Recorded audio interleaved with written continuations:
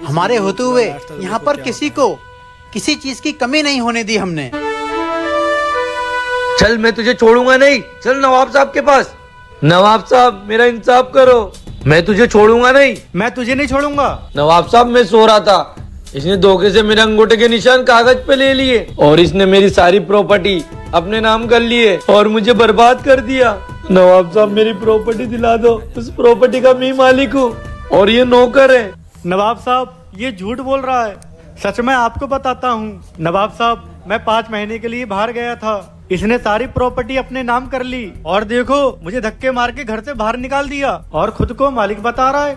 नवाब साहब, मैं मालिक हूँ, ये नौकर है। नहीं नवाब साहब, ये झूठ बोल रहा है, मैं मालिक हूँ, ये नौकर है। तू नौकर है। नहीं नहीं, तू नौकर है। नहीं नहीं, तू नौकर है। नहीं नहीं, तू नौकर है। नवाब साहब, ये झूठ बोल रहा है, मैं मालिक हूँ। नवाब साहब, ये झूठ बोल रहा है, मैं मालिक हूँ। तू नौकर है। तू नौकर है। तू नौकर है। रुको, तुम दोनों में से कौन नौकर है ये पता चल जाएगा, क्योंकि सच्चाई छुप नहीं सकती बनावट के उसूलों से और खुशबू कभी आ नहीं सकती कागज के फूलों से। सब लोग पता करो कि इन दोनों में से नौकर कौन है।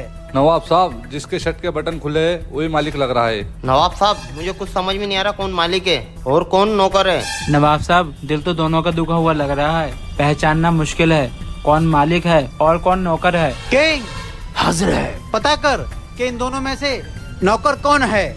जी नवाब साहब, आप बस मुझे 2 मिनट का वक्त दीजिए, मैं अभी पता लगाता हूँ कि इन दोनों में से कौन नौकर है और कौन मालिक है।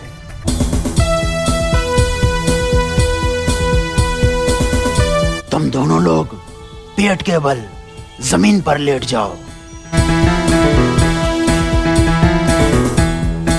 अब दोनों लोग अपनी अपनी आंखें बंद कर लो।